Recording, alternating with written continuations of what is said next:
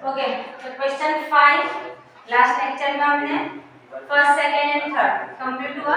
आज के लेक्चर में फोर्थ एंड फिफ्थ ये भी कंप्लीट हो जाएगा, यानी हमारा पेपर पैटर्न के हिसाब से पूरा पेपर कंप्लीट हो जाएगा। अगर इतना भी स्टडी किया तो आपको आपके एग्जाम के लिए प्रिपरेशन अच्छे से हो जाएगी।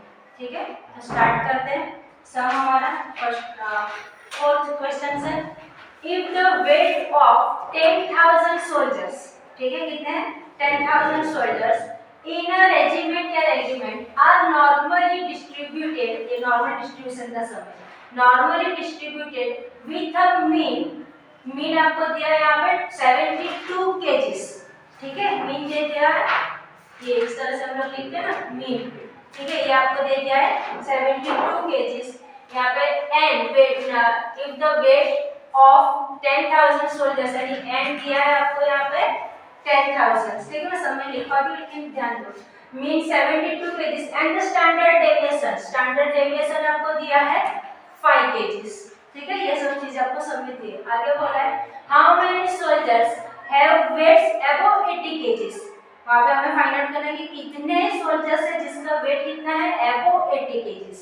ओके, फिर बोला है also find the percentage of soldiers, also find the percentage of soldier, यहाँ पे परसेंटेज फाइंड आउट करना है और यहाँ पे नंबर्स फाइंड आउट करना है, ठीक है, तो सब में बता दी कैसे, तो ऐसे कर निकालना है। तो percentage of soldiers with the weight between 70 and 77 kgs, ठीक है, तो यहाँ पे हमें दो प्रोबेबिलिटी दी है, फर्स्ट वाली अबव 80 और सेकंड 70 और 77 के बीच के। क्लियर है, ठीक है, तो सम स्टार्ट करते हैं। आंसर स्टार्ट आंसर जो सम में पहले गिवन है वो लिख लेते। हमारे पास n दिया हुआ कितना है, वो 10,000। ओके, फिर सम में हमें मीन दिया है, मीन कितना है मीन 72 है, और फिर स्टैंडर्ड डेविएशन दिया है, स्टैंडर्ड डेविएशन कितना है 5 है, ठीक है। फिर दो प्रोबेबिलिटी दी है, फर्स्ट प्रोबेबिलिटी क्या बोली है हमें, बोलो तो जरा, फर्स्ट प्रोबेबिलिटी क्या बोला है कि सोल्जर्स के वेट कितने होने चाहिए अबव द 80, ठीक है, तो प्रोबेबिलिटी x ग्रेटर देन 80, एक प्रोबेबिलिटी दी है, आता है इसमें लिखने, समझ में आया, ठीक है, ग्रेटर देन अबव द 80। और सेकंड प्रोबेबिलिटी दी है हमें कि प्रोबेबिलिटी क्या बोला है कि 70 एंड 77 के बीच में, ठीक है, जिसको किस तरह से लिखना है, लिखो 70 less than x less than 70 के बीच में चाहिए ना, इसके लिए लेस देन, उससे ज्यादा नहीं चाहिए, तो 70 और 77 के बीच में, बिटवीन, तो 70 less than x less than 77, इस तरह से प्रोबेबिलिटी का ये स्टेटमेंट बनता है। समझ में आया ये, ठीक है, तो ये दो प्रोबेबिलिटी हमें फाइंड आउट करनी है, बाकी तो सब सब में गिवन है। ओके, तो फर्स्ट वाली फाइंड आउट करके फर्स्ट लिखो, फर्स्ट क्या बोला है, प्रोबेबिलिटी क्या है x ग्रेटर देन 80।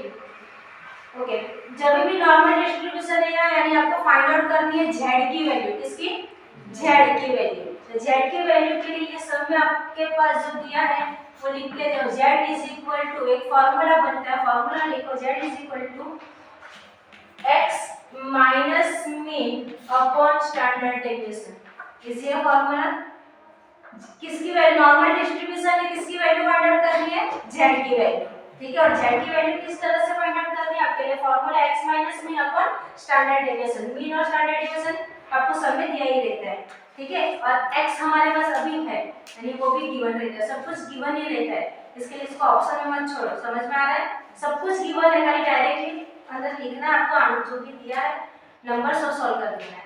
ओके, चलो, तो x कितना है हमारे पास, यहाँ पे कितना है 80, मीन कितना है 77, स्टैंडर्ड डेविएशन कितना है, कर दो, सॉल्व हो गया सब, समझा ना, कितना आता है यहाँ पे 8 माइनस, सॉरी 80 माइनस 70 28, बराबर है, तो 8 अपॉन 5 1.6, और ये जो 1.6 आया, ठीक है, z की वैल्यू फाइंड आउट करते हैं। z is equal to greater than, यहाँ पे हमारे पास क्या था, प्रोबेबिलिटी मोर देन, ठीक है, मोर देन रहता है तभी 50% जो भी वैल्यू आई ना हमारी, ठीक है, इसमें से मोर देन रहा तो यहाँ पे एबो है, ग्रेटर देन है ना 80, ठीक है, मोर देन रहा तो 50% ऑफ आपका जो भी आंसर है उसमें से माइनस करना है। क्या बताया मैंने, अगर यहाँ पे ग्रेटर देन मोर देन, ठीक है, ये रहा, यहाँ पे एबो बोला ना, एबो 80, तो जो भी आपकी वैल्यू आई उससे 50% क्या करना है, लेस करना है। 50% यानी 0.5, 50% यानी क्या, 0.5। ये समझ में आया, समझा ना, ठीक है, जो भी आंसर आए यहाँ तक तो क्लियर है, इसी तरह, ठीक है। अब आपको समझ में बोला था अबव 80, अबव 80 यानी ग्रेटर देन हुआ, हमने पहले ही लिखा ना, वो ग्रेटर देन 80, मोर देन या ग्रेटर देन रहा तो आपको क्या करना है, 50% आपकी जो भी वैल्यू आई उसमें से माइनस करना है। अब इसकी वैल्यू आपको टेबल में ढूंढनी, ये आपको सम के अंदर वैल्यू, यानी ये जो क्वेश्चन है ना, ठीक है, जब एग्जाम में करोगे तो ये एग्जाम में आपको इसकी वैल्यू दे दी रहेगी, क्योंकि वहां पे आपको लॉगबुक नहीं देंगे, टेबल नहीं देंगे, ठीक है, तो टेबल आपको सम के अंदर, यानी आपके सम के अंदर ही दे दिया रहेगा, वैसे आपके बुक के अंदर ये पीछे पेज पे है वैल्यू, यहाँ से ही लिखना है आपको, ठीक है। अभी यहाँ पे कितना बोला हमने, 1.6, तो अब इसको देखोगे किस तरह से, डायरेक्टली आपको ना सम के अंदर,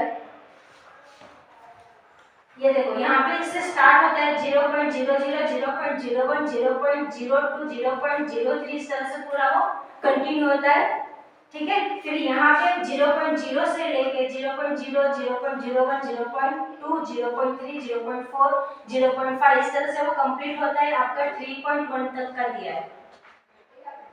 ओके, अब हमें वैल्यू किसकी चाहिए, 1.6 की, तो ऑफकोर्स यहाँ पे रहेगा वो, ठीक है, तो 1.6 यहाँ पे आपको देख लो, अभी यहाँ पे तो ऑफकोर्स नहीं दिखता रहेगा, लेकिन आप लोग बुक के अंदर आपके देखना, ठीक है, यहाँ पे आपके पास डायरेक्टली 1.6, 1.6 डायरेक्ट दिया है, उसकी वैल्यू आपको यहाँ पे, अभी 1.6 के आगे कुछ नहीं है, ओके, कुछ नहीं है, यानी कि 0 की वैल्यू, ओके। अगर समझो इसके आगे कोई नंबर रहता ना तो हम लोग वो नंबर में देखते, समझो यहाँ पे अगर रहता 3 तो हम लोग क्या करते, थर्ड वाली कॉलम में देखते 0.03 की, लेकिन यहाँ पे तो फिलहाल हमारे पास डायरेक्ट 1.6 ही है, ठीक है, तो डायरेक्टली 1.6 और किसमें देखना है, 0 वाले, यानी फर्स्ट वाली कॉलम में, तो 1.6 और इसकी वैल्यू आती है आपके पास 0.4452। हाँ, समझ में आया, ये टेबल एज देखो, वैसे तो ये टेबल की आपको एग्जाम में जरूरत नहीं है कि ये वैल्यू आपको डायरेक्टली सम में दे दिया रहेगा कि 1.6 आया है तो इसका आपकी वैल्यू ये पुट ऑन करनी है, ठीक है, लेकिन आपको टेबल देखने आना चाहिए, इसके लिए बता रही हूँ, क्लियर है ये, ओके। तो 1.6 की वैल्यू है आपके पास और माइनस करना है, ग्रेटर देन है ना, ठीक है, तो माइनस करना है 0.4452, ये डायरेक्टली टेबल में है वैल्यू, हाँ, और टेबल में अगर नहीं तो आप टेबल में तो रहेगा ही, लेकिन एग्जाम में टेबल नहीं प्रोवाइड करेंगे तो आपको ये वैल्यू सम में दे दिया रहेगा। नाउ क्लियर, ठीक है, इसको माइनस करो और z की वैल्यू निकाल लो, 0.5 माइनस 0.4452, तो z की वैल्यू आती है, कितनी आती है बोलो, 0.548, समझा ना ये, ठीक है। अब हमें यहाँ पे क्या बोला था, समय फाइंड हाउ मेनी सोल्जर्स, ठीक है, तो कितने सोल्जर्स है, ओके, और तो हमारे पास एल कितना है, एल कितना है 10,000, ठीक है, तो कुछ नहीं करना है, z is equal to 10,000 into ये जो आया ना हमारे पास 0.0548, ये नंबर्स में इसके लिए हमने मल्टीप्लाई बाय n किया, ओके, तो कितना आता है, z की वैल्यू 10,000 इंटू 0.0548, तो कुछ 548 आता है, ओके। तो हाउ मेनी सोल्जर्स, कितने सोल्जर्स रहेंगे 10,000 में से, how many weights of how many soldiers have weights above 80 kgs, तो 548 soldiers have weights above 80 kgs। ये समझ में आया, फर्स्ट प्रोबेबिलिटी, इसमें किसी को कोई डाउट है, सिंपल था, सेम वे अभी कौन सा करना है, सेकंड वाली प्रोबेबिलिटी, क्या बोला था कि बिटवीन सोल्जर्स का वेट किसके बीच में है 70 एंड 77, यानी अब हमारे पास दो नंबर है तो कुछ नहीं, यहाँ पे 80 था, अभी यहाँ पे कितना 7 इंटू 7 सेम इसी तरह से करना है। ओके चलो तो स्टार्ट करते हैं। सेकंड प्रोबेबिलिटी लिखो, सेकंड